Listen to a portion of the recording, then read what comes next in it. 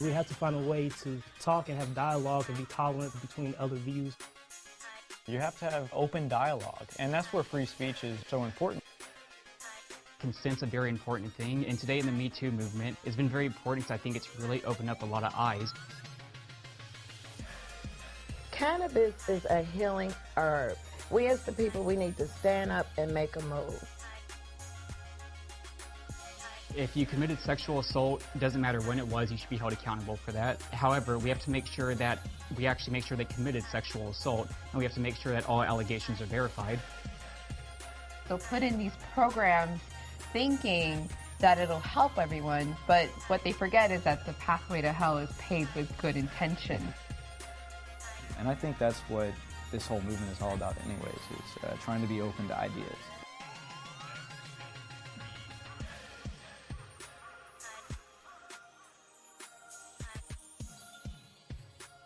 Welcome back to the Liberty Talks podcast. Today we have special guest Pop Culture Junkie, and we will be reviewing Daredevil Season 3 on Netflix. So the first thought I had about Season 3 was Fisk is back. Wilson Fisk versus Matt Murdock. This is what it's all about since Season 1. So bringing it back to Wilson Fisk, I thought was phenomenal. He's in jail, ends up getting out and getting put under house arrest in a penthouse or what seems to me like a hotel. Matt Murdock is no more. In this season, Matt Murdock is very done with his own personal ties, personal relationships, personal feelings, and all he is out there for is to stop Fisk and be Daredevil, but he doesn't even have a red suit. It's very, very, very similar to Season 1. He's in the black suit, he's fighting people, and like I said, Matt Murdock is no more. He has given up. So, Pop Culture Junkie, what were your initial thoughts on this season?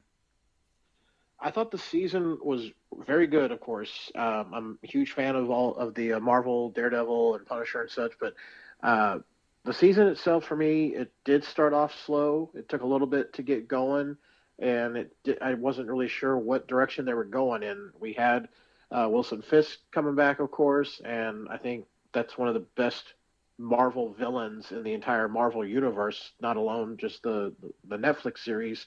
I mean, you could put him on par with the Marvel films, and I enjoyed the whole show, and the season was great, but again, it just started off a little slow, but then once it finally got rolling, I was like, oh man, it's almost like the last episode. I want more now, and it kind of really left me hanging with, wanting a lot more though.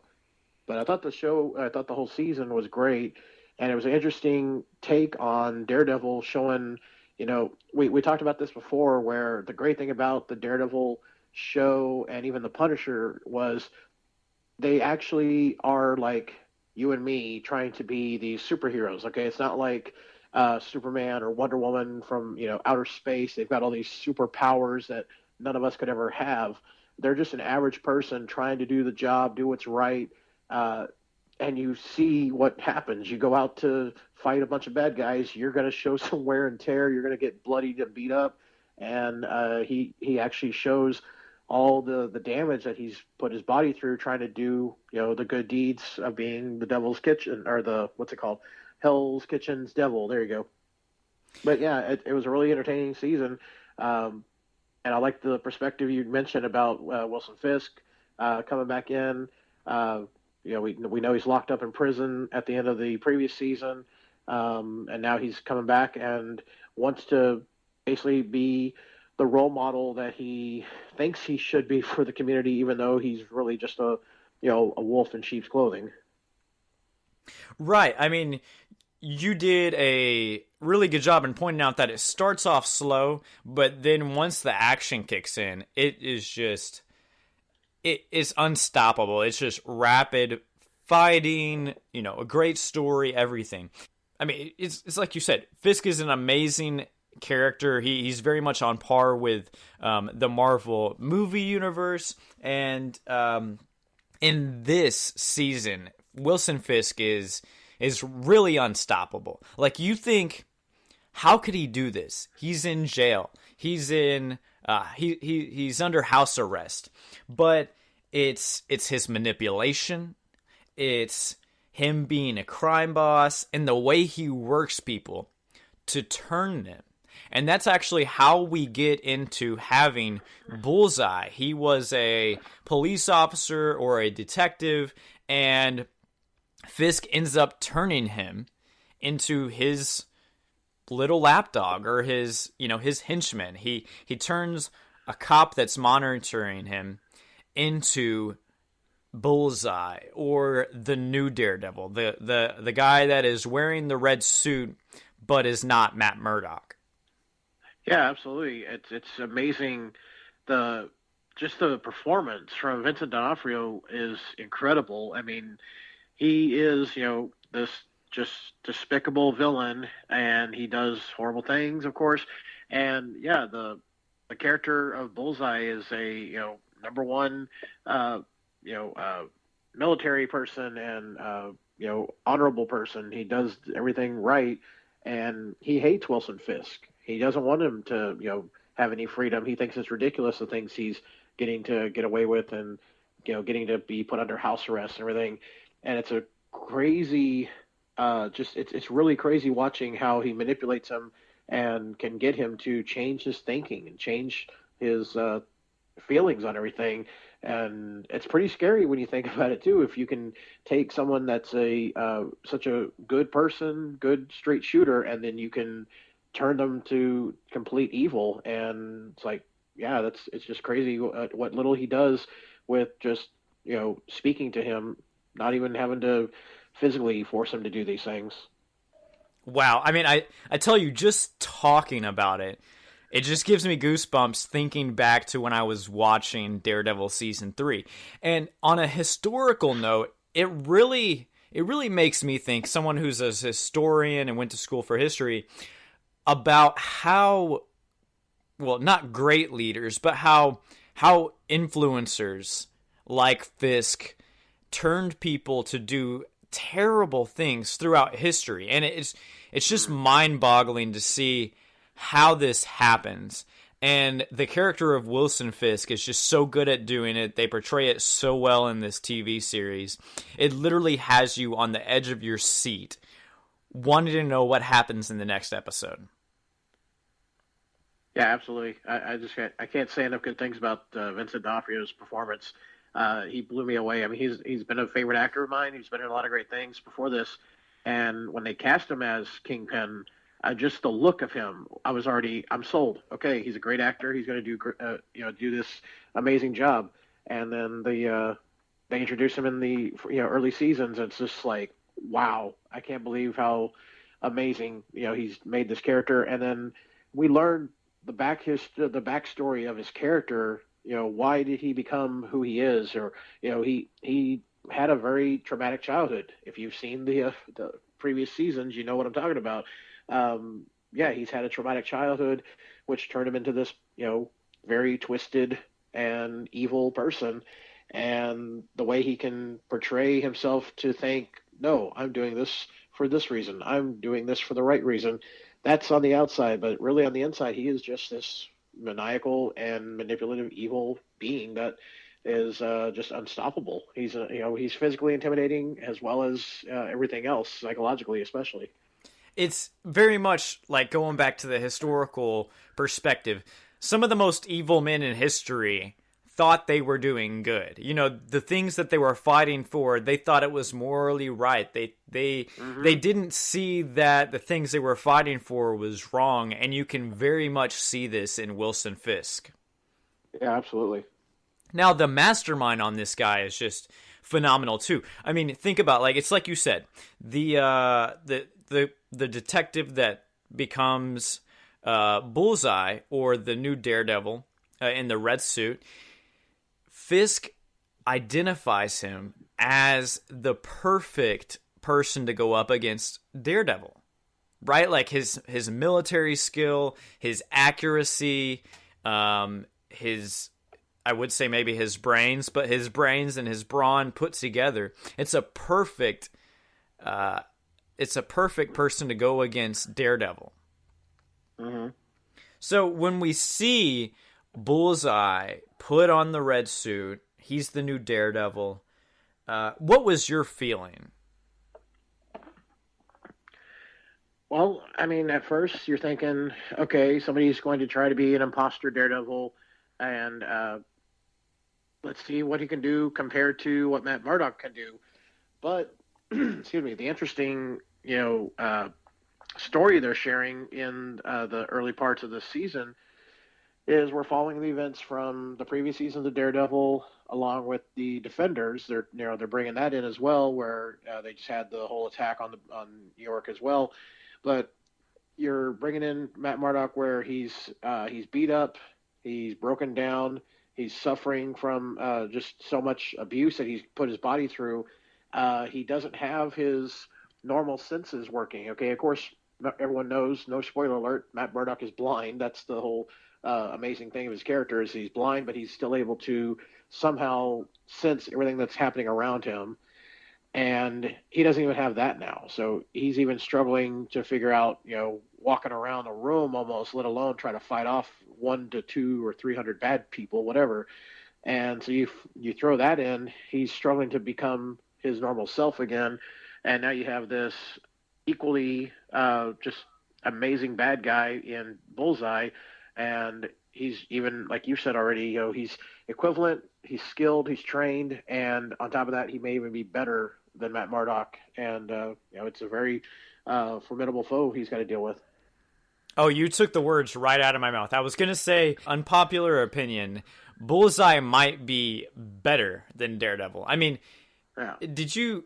So let's talk about the first scene where we see the imposter Daredevil and Matt Murdock go against one another. I believe it's in a newsroom or a newspaper business with Karen Page. Yeah, it's at the paper that she started working for, writing for, and at the time she's got a witness that could possibly really affect Wilson Fisk in his his whole house arrest situation he's got going, where he could totally ruin the plans he has. And they're trying to protect him. And so Karen, along with her boss, they're all in this little room in the back of their office. And all of a sudden, you hear noises outside in the office, the main office building part. And it's Bullseye showing up. And he's trying to get to that witness because he's doing Wilson Fisk's bidding right now. And he's just cleaning house. He's taking out everybody. And here we have the real Daredevil, Matt Murdock, show up, of course, to try to, protect them and stop this. And you're thinking, oh, okay, here comes Daredevil. He's back and he's ready. He's going to take this guy down. And I mean, it's amazing to see just how even Steven they really are when it comes to fighting, because holy crap, they are beating the hell out of each other all over the office. And you think like, oh, Murdock, he can take this guy, no problem, right? He's had, tougher opponents, but no, even he can tell right away that he's got, he's met his match. He doesn't know what to do here. And it was a really, really awesome start to their rivalry right there. There are literally points in that fight scene where random things, but things are just being thrown at Matt Murdock, right? And Matt is just, he's like, what the hell? Like, I've never dealt with anything like this before. How do I do it? And how do I take this guy down? So what does he do? He hides behind a desk or something, right? But what does Bullseye do? He banks things off the damn wall. Yeah, that was awesome. Like, Daredevil is... He has really met his match when going against Bullseye. And this Bullseye is not the same Bullseye from 2003. This is a whole new Bullseye that is, like we're saying, very the equivalent, if not better, than Daredevil. And Daredevil has to use his brain to figure out how he's going to take this guy down. Yeah, I mean, I never read every single Punisher comic. I know of a lot of different comic characters and such, but I've never been one to read an entire series of comics from beginning to end all over the years, of course, but I know a little bit about different characters.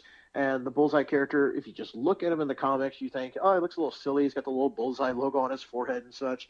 And then if you've only seen, the movie, like the Daredevil movie from 2003 with Ben Affleck, that's the only portrayal you have is the one that what Colin Farrell portrayed him, and he's just, he's very over the top. That was the look they were going for. But you couldn't really. I didn't really take that character serious. I mean, it was a comic book movie, and we didn't have the real serious comic book movies we've gotten to experience in the last 10 years now. But his performance came off more comical, not to be taken too seriously. But this one right here is intimidating. Dex, his real name, character name Dex, who portrays Daredevil, or I'm sorry, Bullseye. He's intimidating, and you really have no clue, like, how do you take this guy down? He's got amazing, abilities and agilities, and yeah, the way he's just grabbing random generic office supplies, throwing pens and pencils and staplers and everything, and yeah, it's like Daredevil really is at a loss of what to do here to really, find any way to get an advantage over him.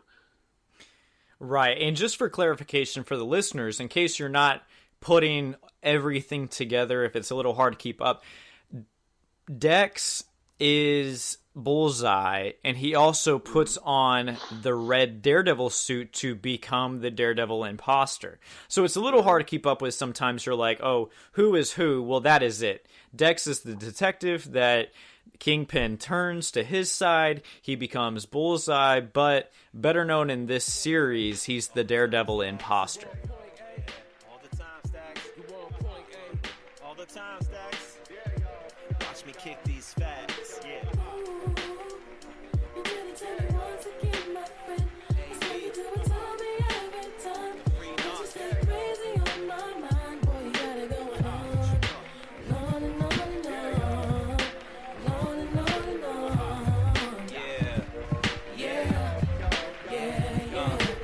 This is the year that I come and I just educate. Our style is great, status MCs want to legislate. My rhymes are crazier than last year's election. Don't play me close, Second Amendment, teach a quick lesson. My shit's encrypted, simply meaning that I got the keys. Anonymous IDs, blockchain baller steez. Sometimes I might catch apologists for legal plunder, but at the end of the day, taxes theft, brother. My name's AV, I'm known for slamming politicians, yup. If you're corrupt, the non-swarm's gonna rip you up. Freedom fanatic, and never will it ever stop. Or you want trouble, you might just want to call the cops. Reading human action on...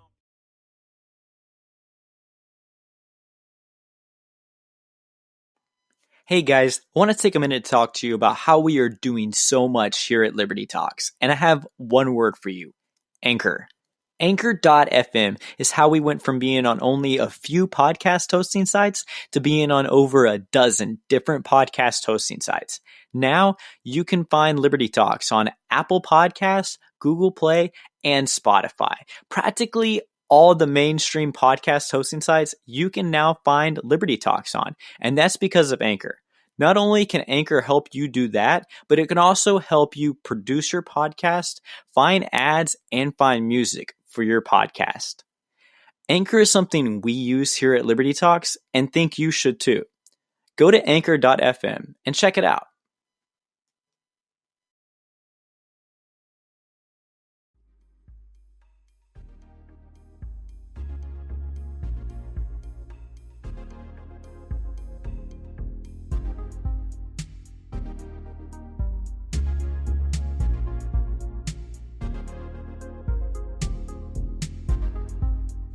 So, one thing that I thought was phenomenal, we just described this fight scene in the newsroom, in the newspaper office, but I think the church fight scene was where it was all at. And someone who grew up with the 2003 Daredevil, this is what I wanted to see. Like, I like the 2003 Daredevil because it really made me like and appreciate the character of Matt Murdock and Daredevil.